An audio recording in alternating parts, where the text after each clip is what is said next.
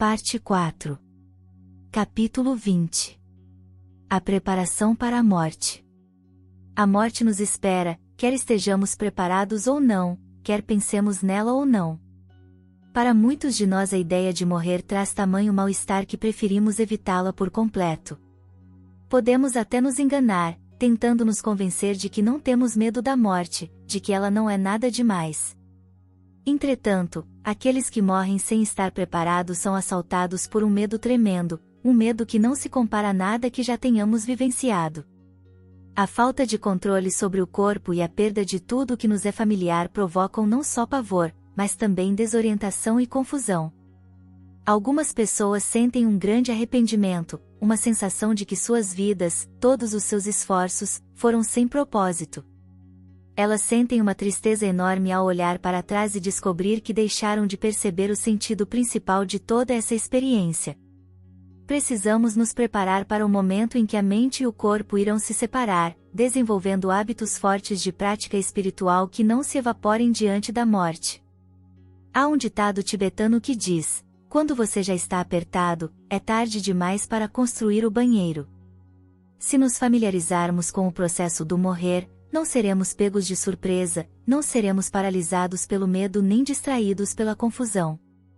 Se desenvolvermos as habilidades meditativas necessárias, a morte poderá ser uma porta para o estado imortal da iluminação, a partir do qual poderemos trazer, sem cessar, benefícios para todos os seres. Enquanto os elementos que compõem o corpo físico se mantêm em equilíbrio, permanecemos saudáveis. O elemento terra está relacionado com a carne e os ossos, o elemento água, com o sangue e demais fluidos do corpo, o elemento fogo, com a digestão e o calor, e os diferentes ventos, com a respiração, a circulação e a ligação da mente ao corpo. Mas, se há desequilíbrio entre os elementos, se um deles predomina sobre os demais, adoecemos. Podemos encontrar, nos sonhos, sinais de que a morte se aproxima. Sonhar que estamos nus, montados sobre um boi ou jumento, descendo, rumando para o sul, seguindo o sol poente ou repetidamente encontrando e falando com aqueles que já morreram. Todas essas situações indicam algum enfraquecimento da força vital. As práticas do Vajrayana, especialmente as práticas de longa vida, podem ser muito eficazes para a purificação do karma que causa doenças e para o acúmulo de mérito para a criação das condições positivas necessárias ao prolongamento da vida. Se você não está familiarizado com essa meditação, pode gerar grande mérito salvando animais que serão mortos. Por exemplo, você pode comprar, em uma loja de iscas para pescadores, minhocas e peixes vivos, e então soltá-los, motivado pela compreensão compassiva de que nenhum ser deseja morrer, de que todos eles prezam sua existência e que grande virtude resulta de salvar uma vida. Dedique a virtude que criou a todos aqueles que estão vivenciando obstáculos referentes à longa vida e reze para que esses obstáculos sejam removidos. Faça isso repetidas vezes. Se os sinais em seus sonhos não se alterarem, significa que o karma que sustenta sua vida está chegando ao fim, que a morte não está distante.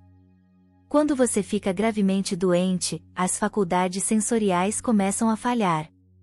A menos que você esteja familiarizado com a verdadeira natureza da mente, esse será um momento de muito medo e confusão, pois tudo o que você sempre usou para se orientar se desfaz. A visão fica nublada, tudo parece instável, como miragens, experiências visionárias podem surgir. O corpo adquire uma sensação de peso, como se estivesse afundando na cama. Na hora da morte, os elementos perdem força. Eles deixam de sustentar uns aos outros, e a mente se separa do corpo. Quando os elementos começam a se dissociar, a capacidade de conceituar e de diferenciar entre eu e outro, sujeito e objeto diminui. A energia masculina, localizada no topo da cabeça, desce, a energia feminina, localizada no umbigo, ascende, e as duas se juntam no coração. Cessam todos os pensamentos, e você cai no desfalecimento da morte, um estado semelhante a um coma. Em seguida, você experimenta a sabedoria não obstruída, ou a luminosidade. Esse é o primeiro estágio do bardo dharmata, o bardo da verdadeira natureza da realidade. O termo luminosidade denota clareza, a ausência de delusão, de dualidade sujeito-objeto, estupidez e conceitos. refere-se à sabedoria aberta e também é chamado de luminosidade fundamental, porque é a natureza básica de todos os seres. Não se refere ao que as pessoas que tiveram uma experiência de quase morte descrevem, uma luz brilhante à qual eram atraídos, com uma voz dizendo: "Você tem que voltar agora." Luminosidade não tem nada a ver com luz física. Se estivermos treinados em repousar na sabedoria, poderemos encontrar a liberação no bardo Dharmata, reconhecendo a luminosidade como sendo a nossa própria natureza intrínseca. Essa fusão da consciência com a luminosidade produz a liberação no Dharmakaya. Se não temos realização meditativa, a luminosidade surge como o fulgor de um raio e desaparece. Sem familiaridade com a verdadeira natureza da mente, não conseguimos usar essa breve transição para alcançar a iluminação. A seguir, as qualidades incessantes da natureza aberta da mente surgem como uma exibição vívida de deidades pacíficas e iradas, a segunda fase do bardo Dharmata. Se reconhecemos esses fenômenos como sendo nada mais do que a irradiação da nossa sabedoria intrínseca, essa transição se torna uma oportunidade para alcançarmos a liberação no Sambhogakaya. Todavia, se não tivermos a compreensão de como a mente projeta as coisas que aparecem para nós, não iremos reconhecer o surgir dessa manifestação como aquilo que é. Será como, de relance, enxergar a nossa sombra, mas não identificá-la. Se a nossa prática dos caminhos de Trecho e Togal da grande perfeição for efetiva, podemos conseguir liberação em uma dessas duas fases do bardo Dharmata. Caso contrário, essas oportunidades de liberação nos escapam, e a dualidade da mente ganha forma como a experiência do eu e do outro, o processo usual de percepção na realidade do Sansara. Entramos no bardo do vir a ser, a transição de 49 dias que leva ao próximo renascimento. De início tudo se parece com o que era nossa vida humana. Ainda percebemos nossa casa, as pessoas que amamos. Pelo fato de não termos mais um corpo físico, eles não sabem que estamos ali. Ouvimos tudo o que dizem, mas eles não podem nos ouvir. Para complicar ainda mais, podemos não saber que estamos mortos. Podemos nos sentar à mesa com a nossa família e nos espantarmos porque ninguém nos passa a comida. Podemos não compreender porque ninguém responde quando fazemos alguma pergunta. Isso provoca uma tristeza insuportável. E, quando percebemos que morremos, surge um grande medo. O bardo do vir a ser inclui 4 estágios marcados por sons aterrorizantes e 3 estágios de experiência de ambientes assustadores. A consciência, livre de um corpo físico, é jogada de um lado para outro. Qualquer pensamento que surja nos impele imediatamente ao seu objeto. Se, durante a vida, desenvolvemos forte fé e um hábito de rezar, não importa qual seja a tradição, quando as coisas parecem estar além das nossas esperanças, lembraremos de rezar nesse momento. O poder da oração é ainda maior no bardo do vir a ser do que neste reino humano, onde estamos presos a um corpo. No momento em que pensarmos em nossa fonte de refúgio, renasceremos no reino puro daquele ser de sabedoria. Essa é a liberação no Nirmanakaya. Caso isso não aconteça, a mente passará para um outro sonho, renascendo em um dos 6 reinos. Todas as oportunidades de despertar de encontrar renascimento além do sofrimento, terão sido desperdiçadas. Por meio da magnífica prática de Pova, a transferência da consciência, podemos projetar nossa consciência, no momento da morte, para um reino puro de experiência, tal como o de Buda Amitabha ou de uma deidade específica. Diferentemente do reino de um Deus mundano, a terra pura é a manifestação da nossa pureza intrínseca, um reino de bem-aventurança infinita. Aqueles que alcançam o renascimento assim não conhecem sofrimento e, com o tempo, atingem a iluminação. Chamada de meditação da não meditação por ser relativamente fácil de ser consumada, a prática de Pova é muito ensinada na tradição do Vajrayana. Dentro de 1 ou 2 semanas de prática de Pova dos 3 reconhecimentos, um dos 5 tipos de Pova, podemos desenvolver a habilidade de direcionar nossa consciência na hora da morte. Surgem sinais de realização, indicando que os canais do corpo sutil não estão mais bloqueados e que a consciência será facilmente transferida através do nosso chakra da coroa para uma terra pura. Essa prática é como uma ponte que liga o Dharma desta vida à próxima. Em uma terra pura, recebemos ensinamentos de um Buda e meditamos, purificando o karma restante e abrindo a porta para a iluminação.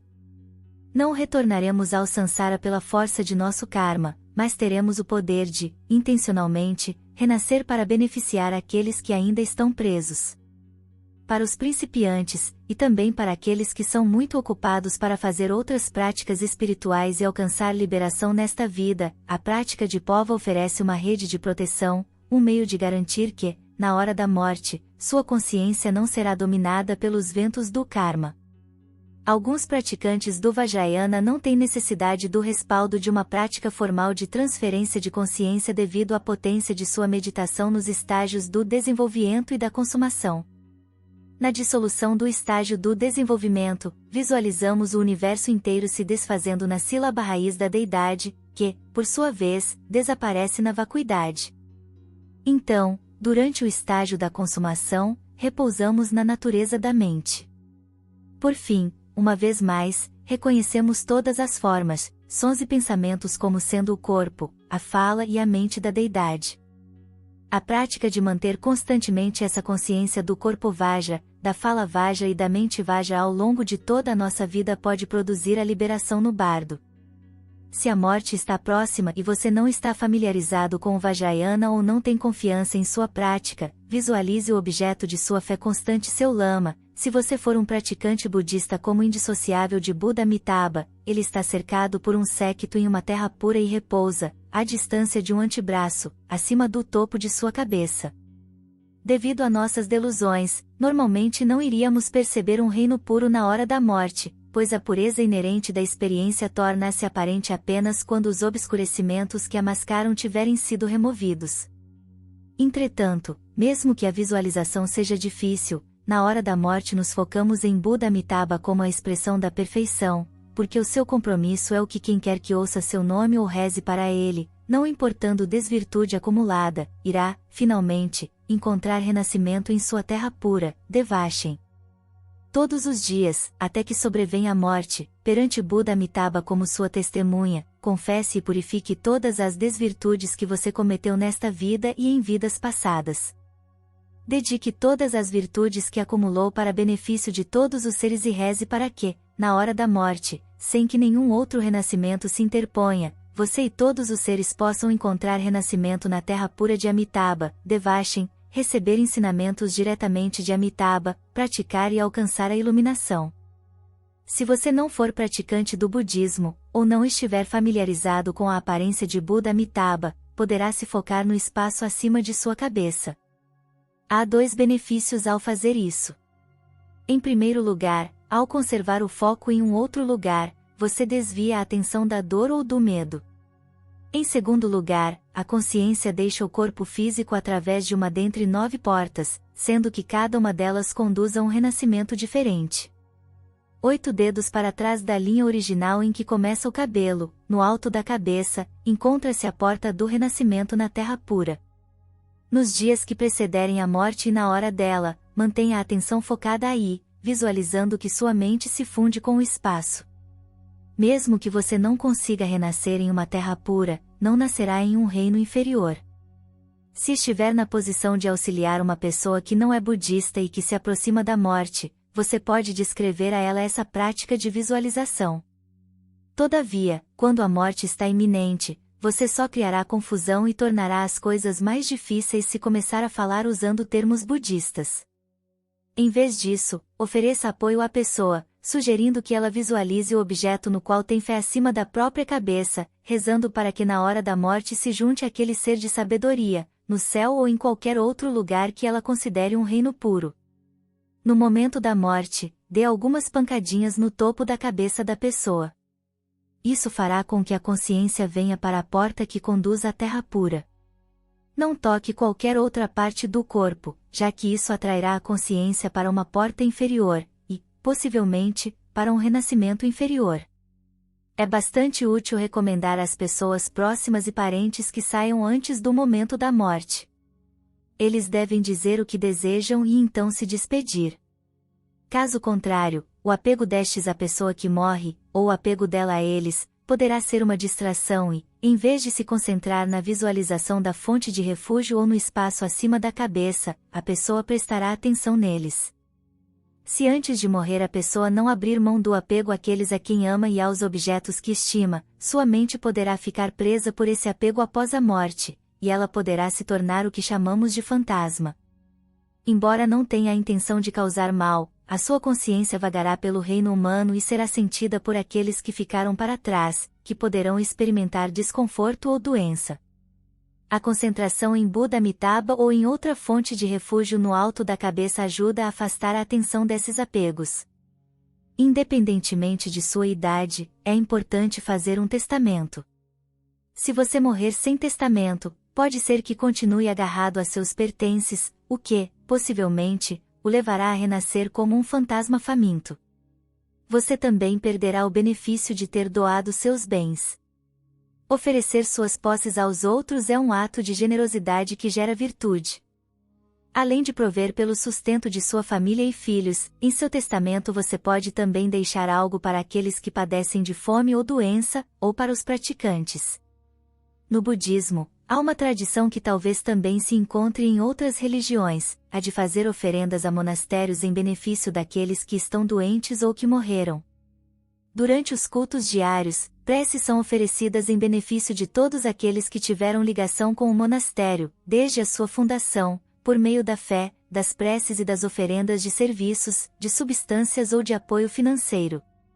Todo esse mérito é continuamente dedicado, produzindo grande multiplicação de virtudes e benefícios a longo prazo. Se você deixar uma doação a um monastério ou igreja em seu testamento, antes de morrer dedique a todos os seres a virtude de sua oferenda e os benefícios que dela decorrerão. Se não preparou um testamento, mesmo que não esteja mais em condição de falar ou escrever, você pode formular uma dedicação em sua mente. A todos aqueles que precisarem ou desejarem dou tudo o que acumulei a fim de beneficiar todos os seres. Esse ato de generosidade também criará virtude. É de crucial importância começar agora a se preparar para a morte, quer você seja jovem ou idoso, saudável ou doente. Comece refletindo sobre a impermanência. A cada noite, quando for se deitar, lembre-se de que este pode ter sido o seu último dia. Talvez você não acorde pela manhã. Passe em revista a sua vida e pense sobre o seu propósito. Reflita sobre o fato de que a morte é a maior de todas as transições. Visualizando o Buda Amitabha ou ser de sabedoria no qual você tem fé, recorde-se dos atos de desvirtude que praticou e purifique essas negatividades invocando os 4 poderes, o poder do apoio, do arrependimento, do compromisso e da bênção. Também reflita sobre as práticas que você fez e as maneiras pelas quais você tem procurado ajudar e dedique essas virtudes a todos os seres. Se você ainda não determinou a doação de seus bens materiais, mentalmente doe-os a todos aqueles que possam precisar deles. Não se apegue a nada. Então dedique essa virtude a todos os seres, com a aspiração de que o sofrimento sansárico venha a cessar, de que todos possam despertar para sua verdadeira natureza. Reze para que você e os outros seres possam ir diretamente, sem que qualquer outro renascimento se interponha, para uma terra pura. Ou, se você não for budista, reze para que você e todos os seres, após a morte, venham a alcançar o estado que você acredita existir além das dores desta existência. A seguir imagine a sua morte em um desastre de automóvel, um ataque cardíaco ou na agonia de um câncer. Imagine qual seria a sensação de estar sendo levado em uma ambulância, ouvindo o médico dizer, não há nada que possa ser feito agora. O medo e um sentimento avassalador de impotência aparecem. Você sentirá o apego à família, a futilidade de sua vida, o sofrimento da morte iminente. A essa altura, diga a si mesmo, estou morrendo. Ficar agarrado à minha família ou ao meu dinheiro não vai me proporcionar sequer um segundo a mais. Todas as pessoas, todos os seres morrem. Desde os maiores mestres espirituais e os mais poderosos seres até o menor dos insetos, todos vieram e se foram. A morte é uma transição e, assim como o que chamamos de vida, é uma experiência semelhante a um sonho. Eu já experienciei ambas muitas vezes. Agora, pelo menos, conto com métodos que irão me ajudar. a maioria dos seres não tem tanta sorte. Desta vez a morte é uma oportunidade para a liberação. A repetição desse tipo de contemplação pode nos trazer grande inspiração e mesmo um sentimento de regozijo. Antes de adormecer, imagine claramente o objeto de sua fé acima de sua cabeça. Reze para que, pela força das virtudes que você acumulou e das bênçãos de sua fonte de refúgio, você e todos os demais seres venham, após a morte, alcançar renascimento em um reino puro. Então visualize sua consciência saindo pelo topo da cabeça para se juntar, de forma indissociável, à essência, ao coração do ser de sabedoria que está acima. Essa preparação ajuda a reduzir o medo e a angústia, aumenta a capacidade meditativa na hora da morte, aprofunda a compreensão da preciosidade desta oportunidade humana e fortalece a aspiração de usar o tempo que lhe resta de modo a trazer maior benefício para você e para os outros. Você pode concluir essa contemplação todas as noites, rezando: se eu acordar amanhã, comprometo-me a usar meu corpo, fala e mente inteiramente para fazer a prática e ajudar os outros. Mesmo que metade, ou 3/4, da sua vida já tenham se passado e você não tenha ainda dado muita ênfase a esse compromisso, ainda há tempo de fazer isso agora. Muitas pessoas se preocupam, achando que, se pensarem muito sobre a morte, estarão convidando-a. No entanto, os pobres muitas vezes sonham com riqueza, e aqueles que passam fome, com comida, mas isso não os torna ricos nem enche suas barrigas. Por mais que imaginemos que vamos viver por muito tempo, ainda assim podemos vir a morrer jovens. Não é verdade que, ao nos prepararmos para a morte, iremos apressá-la. Ao longo do dia, recorde-se de que a morte não está muito longe. Basta um coágulo se alojar em nosso cérebro ou um carro avançar o sinal vermelho. Embora possa ser desconfortável ponderar sobre essas coisas, quanto mais você o fizer, mais ajudará a reduzir o medo. No momento da morte, nossa consciência visita novamente todos os lugares onde já estivemos. Portanto, durante esta vida, onde quer que vá, procure rezar ao lama, à deidade ou a alguma outra fonte de refúgio para que, pelo poder de suas bênçãos, você e todos os seres possam encontrar renascimento em uma terra pura. Então, quando a sua consciência retornar a esses lugares por ocasião da morte, a lembrança de ter rezado ali irá levá-lo a rezar de novo, e você instantaneamente acordará em uma terra pura. Não importa o que você faça, ou o que aconteça, lembre-se de que a experiência é ilusória.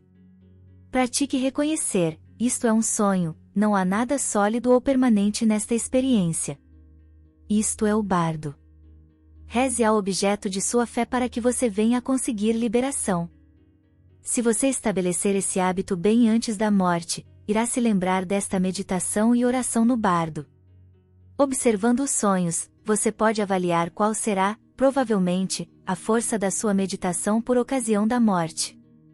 Se você se conserva dentro da luminosidade da mente, não se envolvendo mais com os fenômenos convencionais do sonho, mas repousando na consciência da verdadeira natureza da mente, sua prática é excelente, e a morte será uma porta para a liberação.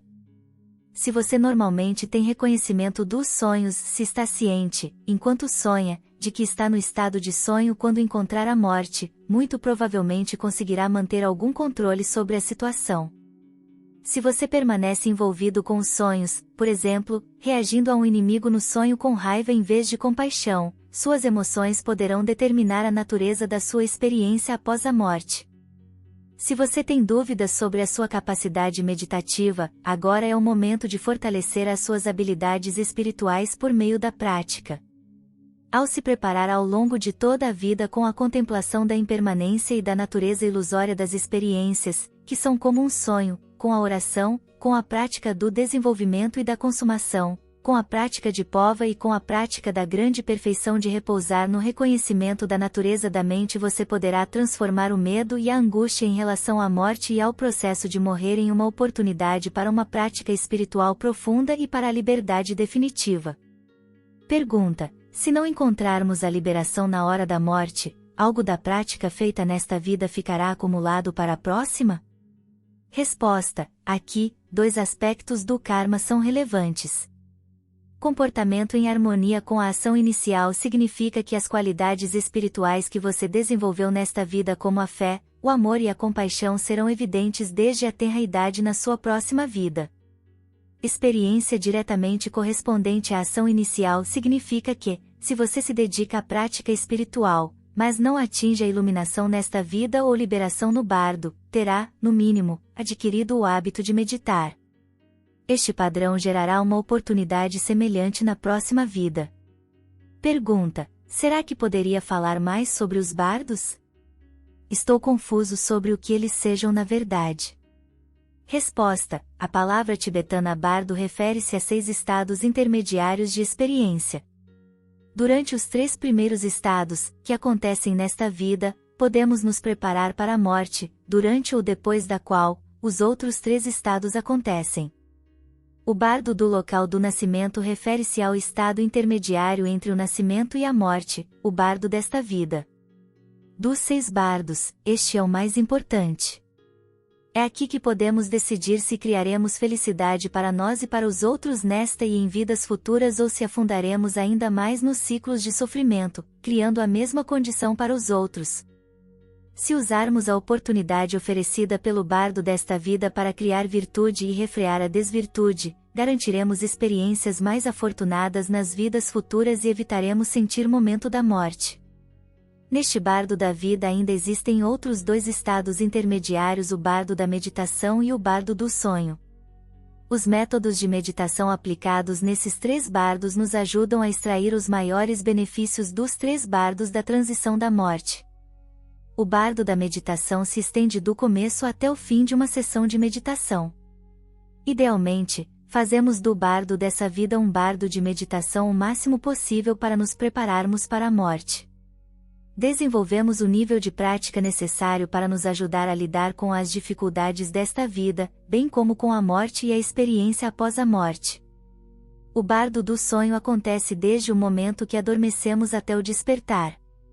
Em vez de desperdiçar 8 ou 9 horas por dia dormindo, podemos usar esse tempo para a yoga do sonho. Dessa forma, nossas práticas diurna e noturna apoiam uma a outra. Durante o dia, praticamos o reconhecimento da qualidade ilusória de nossa experiência. Olhando para trás, vemos que todas as experiências de nossa vida, que pareciam tão concretas e verdadeiras, não são agora nada mais do que memórias. Reconhecemos que todas as circunstâncias positivas ou negativas, são como um sonho. Assim, nossa meditação frutificará à noite, e poderemos reconhecer que estamos sonhando. Quanto mais compreendermos a natureza onírica de nossas vidas, menos apego e sofrimento experimentaremos na morte, e mais capazes seremos de aplicar os métodos de meditação no momento da morte. A habilidade meditativa desenvolvida nos 3 bardos desta vida pode nos permitir usar os 3 bardos dos processos da morte e do pós-morte como portas para a iluminação. O bardo do momento da morte começa quando surgem as condições que causarão a morte, por exemplo, uma doença terminal, e dura até que os elementos do corpo deixem de operar. Se tivermos realização na prática de pova, poderemos direcionar a consciência no momento da morte para um reino puro, de onde poderemos beneficiar os seres que sofrem no Sansara e continuar o caminho para a iluminação sob condições soberbas. Se tivermos praticado métodos avançados, como os da grande perfeição, poderemos reconhecer o primeiro ou segundo estágio do bardo Dharmata, e a luminosidade filha, a sabedoria que mantivemos durante a meditação, se fundirá com a luminosidade mãe, a natureza absoluta da mente. Essa união é a nossa iluminação. Se não praticarmos no bardo desta vida, perderemos essas oportunidades de liberação, e a mente se movimentará para o próximo estado intermediário, o bardo do vir a ser. Esse é o intervalo entre a dissolução do bardo Dharmata e o começo do próximo renascimento sansárico. Geralmente, quando as pessoas se referem ao bardo, estão aludindo ao bardo do vir a ser. Quando rezamos no bardo do vir a ser, mesclamos-nos com o objeto de nossas orações e renascemos em um reino puro de experiência.